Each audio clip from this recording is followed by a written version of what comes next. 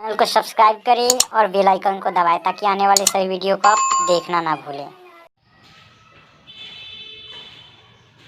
Hello दोस्तों, तो आज लेकर आए हैं क्लास 10वीं का बायोलॉजी। चैप्टर नंबर 1 है जैव प्रक्रम यानी जीव विज्ञान। पहला चैप्टर है जैव प्रक्रम और पोषण। ठीक है, जैव प्रक्रम होता क्या है? देखिए, जैव प्रक्रम समझने के लिए सबसे पहले हम लोग को सजीव और निर्जीव वस्तुओं को जानना जरूरी हो जाएगा। अगर इनमें हम अंतर निकाल लेते हैं तो स्पष्टता पता चल जाएगा जैव प्रक्रम किसे कहते हैं। देखिए, सजीव वस्तु किसे कहते हैं यानी सजीव किसे कहते हैं? जिसके अंदर वृद्धि, प्रजनन करने की क्षमता, दुख, दर्द, भूख, प्यास इत्यादि हो उसे सजीव कहते हैं। निर्जीव, जिनके अंदर ये सारी गुण दुख, दर्द, प्रजनन करने की क्षमता, वृद्धि ना हो उसे क्या कहते हैं? निर्जीव कहते हैं। ठीक, देखिए इसको नोट कर लीजिए, अच्छा रहेगा। देखिए, सजीव यानी लिविंग थिंग्स, सजीव उसे कहते हैं जिसमें वृद्धि, प्रजनन की क्षमता, प्रजनन करने की क्षमता,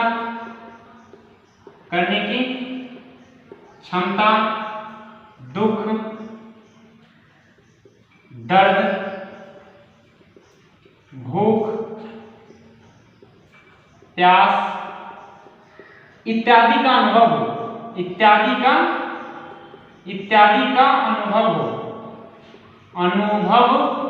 हो उसे क्या कहते हैं? सजीव। एग्जाम्पल में देखिए, मनुष्य, जानवर, कीड़े और क्या होता है? मनुष्य, जानवर, कीड़े, पौधा, ये सब क्या है? सजीव है। अब जिनमें ये गुण नहीं होता उन्हें क्या कहते हैं? निर्जीव यानी नॉन लिविंग थिंग्स। उन्हें क्या कहते हैं? निर्जीव। जैसे ये मार्कर हो गया, डेस्क हो गया, बेंच हो गया, मोबाइल फोन, ये सारा क्या है? निर्जीव है, जिससे ना तो भूख लगती है, ना प्यास लगता है, ना दर्द होता है, ना वो प्रजनन करने की क्षमता होती है उसमें, उसे निर्जीव कहते हैं। अब देखिए, कोई भी जीव एक संरचनात्मक इकाई के थ्रू बना होता है। जैसे देखिए, कोशिका से क्या बनता है? कोशिकाएं। देखिए, कोशिकाएं क्या होता है? देखिए, कोशिकाएं क्या होता है? कोशिका किसी भी जीव की रचनात्मक एवं क्रियात्मक इकाई को कोशिका कहते हैं। किसी भी जीव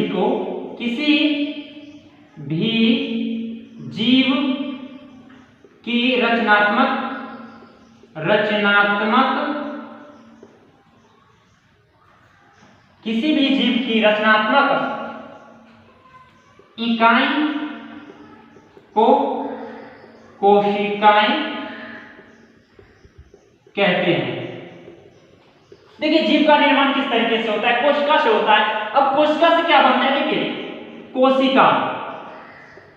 कोशिकाएं से क्या बनता है?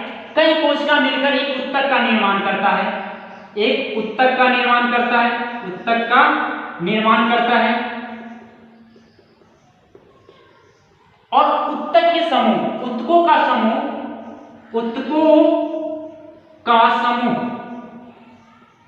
का समूह मिलकर क्या बनाता है? एक अंग का निर्माण करता है। और अंग का समूह मिलकर, अब अंगों का समूह मिलकर क्या बनाता है? अंग तंत्र का निर्माण करता है। अब अंग तंत्र मिलकर क्या बनाता है? एक जीव बनाता है। नोट कर लीजिएगा, अच्छा रहेगा।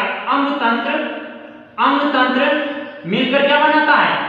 एक जीव बनाता है। कोई सा भी जीव हो, मनुष्य, इसी तरीके से निर्माण किया जाता है। अब देखिए, जैव प्रक्रम क्या है? तो इन सभी चीजों से एक जीव का निर्माण होता है। अब जीव में एक कोशिकीय जीव भी होता है और बहुकोशिकीय जीव भी होता है।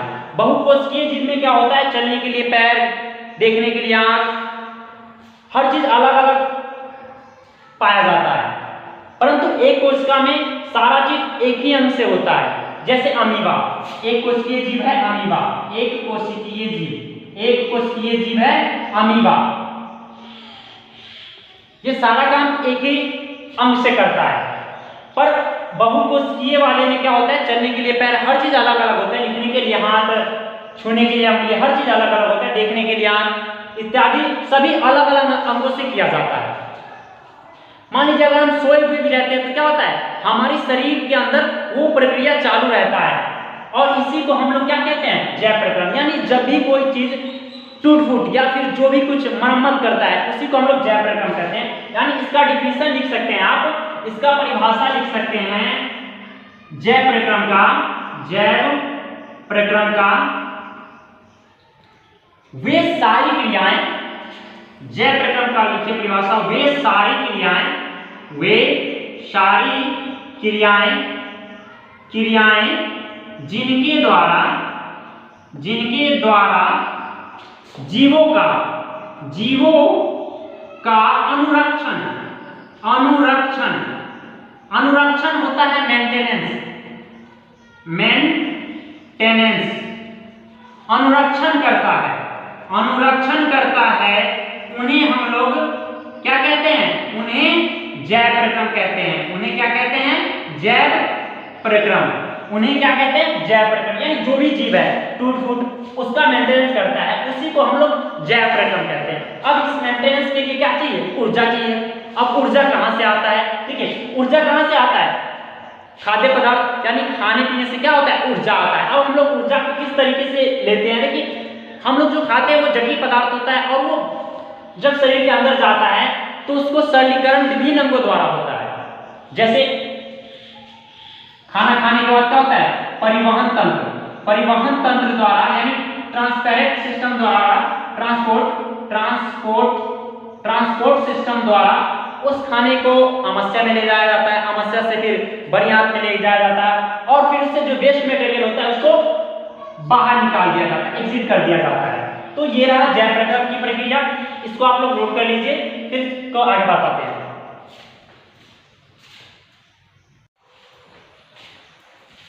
जैव प्रक्रम जिनमें वो सारी क्रियाएं जिनके द्वारा जीवों का अनुरक्षण होता है यानी जीवों का मेंटेनेंस होता है, उसे हम लोग जैव प्रक्रम कहते हैं। देखिए अब सभी जीव को रचनात्मक एवं क्रियात्मक व्यवस्था होती है, सभी जीव का जो शरीर उसी तरीके से ढांचा रहता है। जैसे देखिए कोशिकाएं सेल, कोशिकाएं से क्या कोशिकाएं मिलकर क्या बनाता है, उत्तक का निर्माण करता है और उत्तकों का समूह मिलकर क्या बनाता है, अंगों का समूह यानी अंग मिलकर क्या बनाता है, अंग मिलकर अंग तंत्र बनाता है, अंग तंत्र का निर्माण करता है। फिर अंग तंत्र क्या करता है, अंग तंत्र मिलकर एक जीव का निर्माण करता है, एक जीव का निर्माण करता है। यानी देखिए कोशिका से क्या बनता है, उत्तकों के समूह जब मिलता है तो क्या बनाता है, कोई अंग बनाता है, अंग मिलकर क्या बनाता है, अंग तंत्र बनाता है और अंग तंत्र मिलकर क्या बनाता है, एक जीव का निर्माण करता है। ठीक, जैसे देखिए कोशिकाएं दो तरीके से होती है, कोई भी मतलब जीव में एक तो एक कोशिकीय होते हैं और एक बहुकोशिकीय होते हैं। ठीक, एक कोशिकीय में जो सारा सिस्टम हो एक ही अंग से किया जाता है, चलना फिरना वो सारा एक ही अंग से किया जाता है। परंतु क्या होता है, बहुकोशिकीय में चलने के लिए पैर होता है, देखने के लिए आंख होता है, ठीक, खाने के लिए हाथ होता है, हर चीज अलग अलग होता है। देखिए अब जब हम सोते हैं, अगर हम सोते हुए रहते भी हैं तो क्या होता है, हमारे शरीर के अंदर वे सारी क्रियाएं होती रहती है। इन्हीं को हम लोग क्या बोलते हैं, जैव प्रक्रम। यानी जैव प्रक्रम का डिफिनेशन लिख सकते हैं, वे सारी क्रियाएं जिनके द्वारा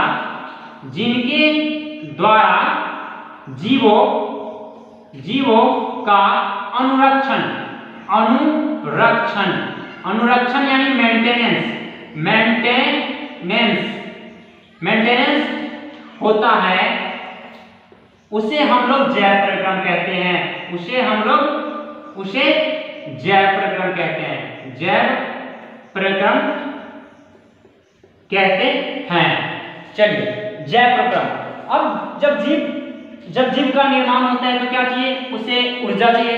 अब ऊर्जा कहाँ से मिलता है, तो ऊर्जा हमें खाने से मिलता है। खाद्य पदार्थ जब हम ग्रहण करते हैं तो क्या होता है, ऊर्जा मिलता है।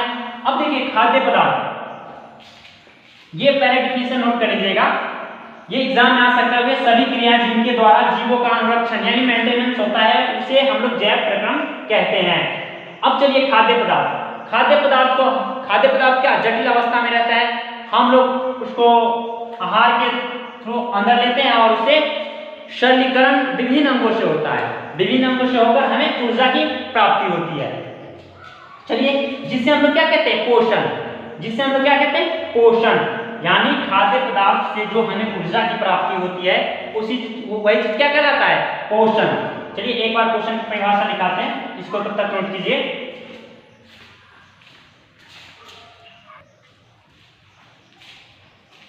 चलिए देखिए, ऊर्जा प्राप्ति के लिए खाद्य पदार्थ की आवश्यकता होती है, जिन्हें हम लोग क्या कहते हैं, पोषण कहते हैं। दूसरा इसका परिभाषा ये भी लिख सकते हैं, वह विधि जिससे ऊर्जा प्राप्त की जाए उसे हम पोषण कहते हैं। दूसरा ये भी लिख सकते हैं कि वह विधि जिससे ऊर्जा प्राप्त की जाए उसे पोषण कहते हैं। चलिए, तो ये डिफिनेशन था पोषण का, लिख लीजिए।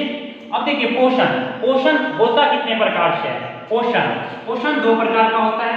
पोषण दो प्रकार का होता है, दो प्रकार के होता है। पहला होता है स्वपोषी, जिसको हम लोग बोलते हैं ऑटोट्रोफी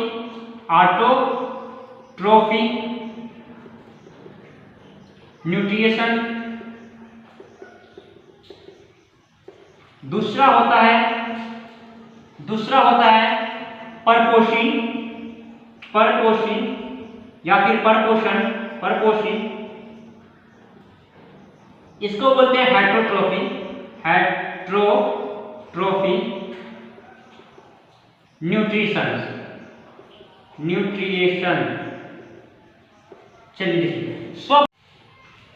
चलिए, तो जैव प्रक्रम का हम लोग परिभाषा लिख लिए। वे क्रियाएं जिनके द्वारा जीवों का अनुरक्षण होता है उन्हें क्या कहते हैं, जैव प्रक्रम कहते हैं। यानी अनुरक्षण का अर्थ होता है मेंटेनेंस, यानी उस चीज का मेंटेनेंस करना। जैसे देख लीजिए, अगर कोई मनुष्य की वृद्धि करना है या फिर टूट फूट जाता है तो क्या होता है, ऊर्जा की आवश्यकता होती है। क्या चीज की आवश्यकता होती है, ऊर्जा की आवश्यकता होती है। और ये ऊर्जा आता कहां से है, देखिए, वृद्धि के लिए क्या चाहिए, विटामिन चाहिए। टूट फूट मरम्मत करने के लिए क्या चाहिए, कैल्शियम फास्फोरस चाहिए। कैल्शियम फास्फोरस क्या होता है, हड्डी जो है जल्दी जुड़ जाए, इसके लिए क्या चाहिए, ऊर्जा चाहिए। और ऊर्जा आता कहां से, ऊर्जा हम लोग खाद्य पदार्थ से लेते हैं। यानी ऊर्जा कहां से लेते हैं, खाद्य पदार्थ से लेते हैं। देखिए, तो ऊर्जा प्राप्त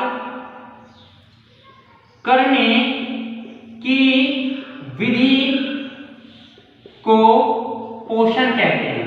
ऊर्जा प्राप्त करने की विधि को क्या कहते हैं, पोषण कहते हैं। देखिए, ऊर्जा प्राप्त करने यानी जो भी हम खाते हैं, क्या खाते हैं, जटिल पदार्थ खाते हैं। हम लोग क्या खाते हैं, जटिल पदार्थ का सेवन करते हैं। और वो हमारे शरीर में जाके क्या करता है, जटिल पदार्थ जब हमारे शरीर में जाता है, जब हमारे शरीर के अंदर जाता है, शरीर के अंदर जाता है, तो विभिन्न चरणों में उसका अपचयन होता है। के अंदर जाता है तो सरलीकरण यानी द्रव्य रूप में सरलीकरण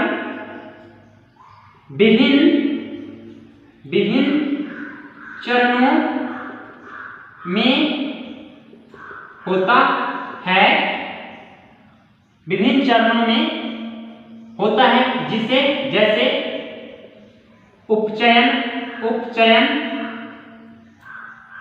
और अपचयन, जिसे हम लोग इंग्लिश में बोलते हैं ऑक्सीडेशन, ऑक्सीडेशन एंड रिडक्शन। और इन्हीं प्रक्रियाओं को हम लोग क्या कहते हैं, इन्हीं प्रक्रियाओं को रिस्पिरेटरी सिस्टम कहते हैं, यानी श्वसन क्रियाएं कहते हैं। इन्हीं प्रक्रियाओं को श्वसन कहते हैं, यानी रेस्पिरेटरी सिस्टम कहते हैं। अब देखिए भोजन खाने के बाद क्या होता है, उसको अलग अलग भाग में ले जाया जाता है, यानी परिवहन तंत्र के द्वारा क्या किया जाता है, अलग अलग ले जाया जाता है। परिवहन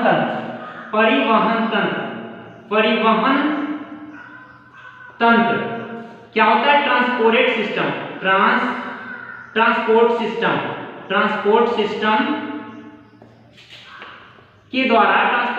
के द्वारा शरीर के एक हिस्से से दूसरे हिस्से में पहुंचाता है, उसे हम लोग परिवहन तंत्र या ट्रांसपोर्ट सिस्टम कहते हैं। तो ऊर्जा की प्राप्ति कहां से होती है, भोजन खाद्य पदार्थ से होता है, और इसी खाद्य पदार्थ से क्या होता है, हमारा शरीर का जो है मेंटेनेंस होता है, और इसी चीज को हम लोग क्या कहते हैं, जैव परिक्रम कहते हैं। चलिए इसको मिटाते हैं, फिर आगे बता रहे हैं।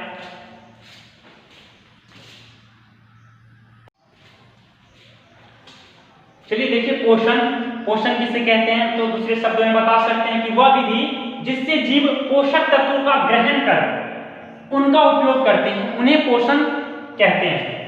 वह विधि जिससे जीव पोषक तत्वों का, यानी पोषक यानी खाद्य पदार्थ का ग्रहण कर और उससे जो ऊर्जा प्राप्त कर उपयोग करते हैं, उसे हम लोग क्या कहते हैं, पोषण कहते हैं। ठीक, यानी न्यूट्रिएंट्स कहलाता है। चलिए देखिए पोषण दो तरीके से होता है, पोषण दो प्रकार का होता है, पोषण दो प्रकार का होता है,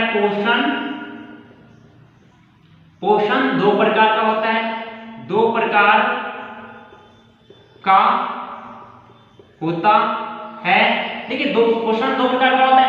पहला होता है स्वपोषी, दूसरा होता है परपोषी। इंग्लिश में हम इसको बोलते हैं ऑटोट्रोफी न्यूट्रिशंस, और इसको बोलते हैं हेट्रोट्रोफी न्यूट्रिशंस।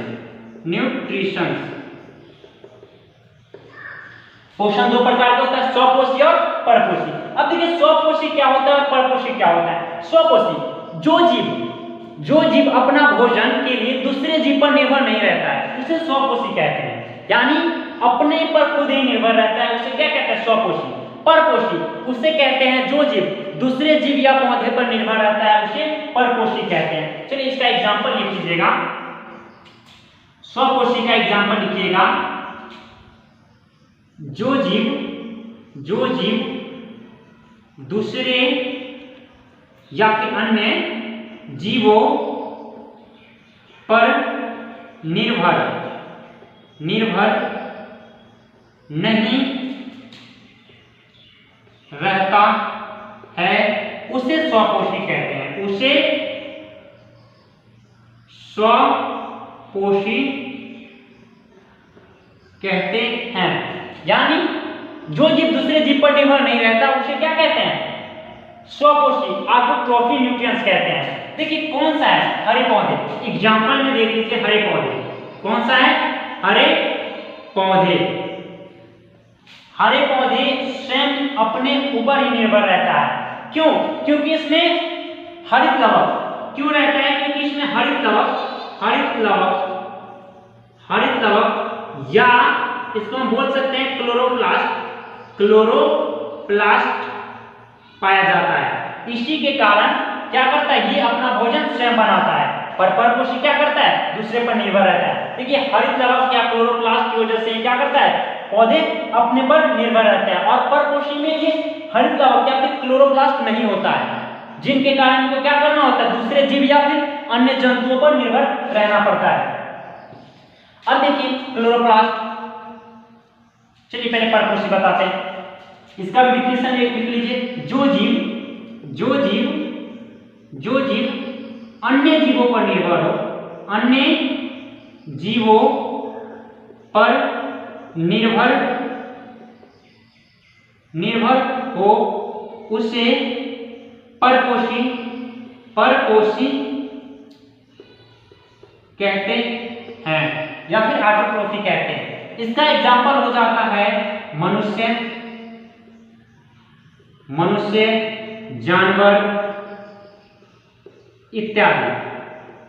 ये सब क्या है, परपोषी है, यानी इनमें क्लोरोप्लास्ट या फिर हरित लवक नाम का वर्णक नहीं होता है, पर पौधे में होता है। ठीक, इसी के कारण क्या होता है, पौधा अपने आप पे निर्भर रहता है। ठीक, चलिए आगे बताते हैं।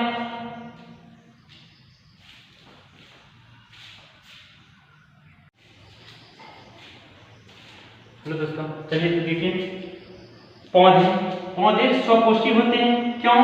क्योंकि पौधे में हरित लवक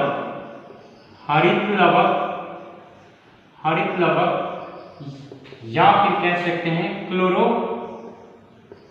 क्लोरोप्लास्ट पाई जाती है और इन्हीं क्लोरोप्लास्ट में और चलिए और देखें, और इन्हीं क्लोरोप्लास्ट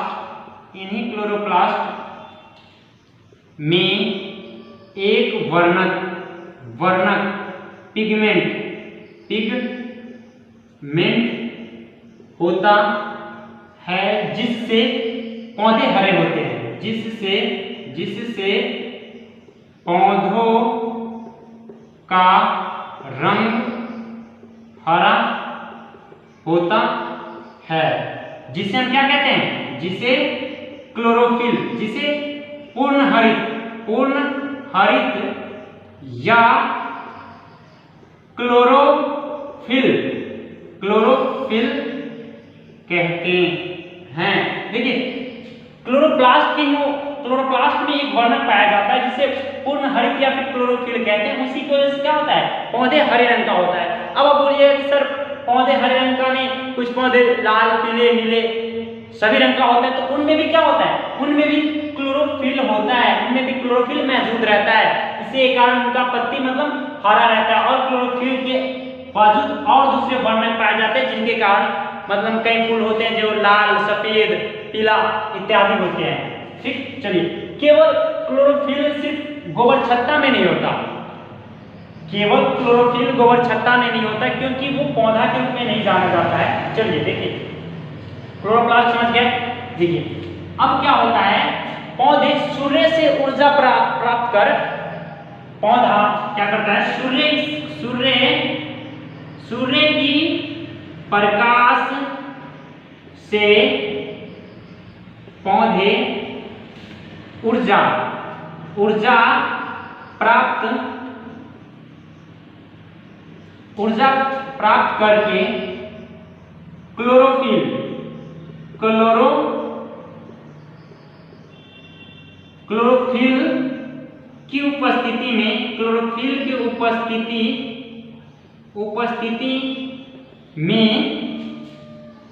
कार्बन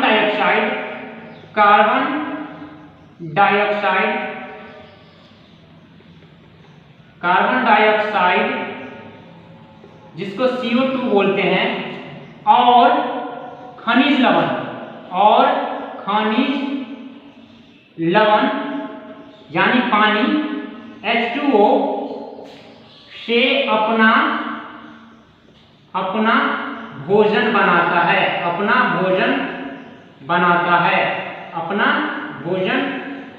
है। देखिए पौधे भोजन कैसे बनाते हैं, सूर्य से जब सूरज उगता है, सूर्य की उपस्थिति में यानी सूर्य के प्रकाश से ऊर्जा प्राप्त कर, और क्लोरोफिल और कार्बन डाइऑक्साइड की उपस्थिति में हाइड्रोजन की उपस्थिति से अपना क्या करता है, भोजन बनाता है। यानी क्लोरोफिल की उपस्थिति में कार्बन डाइऑक्साइड और खनिज लवण से अपना भोजन बनाता है। इन्हीं दोनों से क्या करता है, अपना भोजन बनाता है। तो किनकी उपस्थिति में, प्रकाश की सूर्य के प्रकाश की उपस्थिति में और क्लोरोफिल की उपस्थिति में। चलिए, और इन्हीं प्रक्रिया को हम लोग फोटोसिंथेसिस कहते हैं। इन्हीं प्रक्रिया को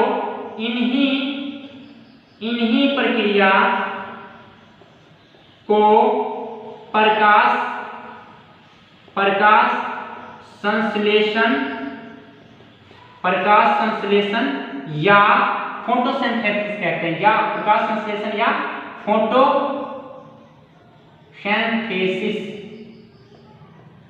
कहते हैं। देखिए, पौधे भोजन कैसे बनाते हैं, पौधे में क्या मौजूद होता है, क्लोरोफिल मौजूद होता है। क्लोरोफिल एक वर्णक है जो क्लोरोप्लास्ट से होता है, और क्लोरोप्लास्ट में क्या होता है, क्लोरोप्लास्ट हर्क या फिर क्लोरोप्लास्ट की वजह से क्या करता है, पौधे अपना भोजन स्वयं बनाता है। इसी के कारण क्या कहते हैं, पौधा क्या है, स्वपोषी है, यानी ऑटोट्रॉफी है। ठीक, चलिए, तो आज का चैप्टर यहीं पर खत्म करते हैं। नेक्स्ट इसका अगला भाग पार्ट 2 में लेकर आएंगे। अगर वीडियो अच्छा लगे तो शेयर और सब्सक्राइब कीजिए। चलिए, थैंक यू।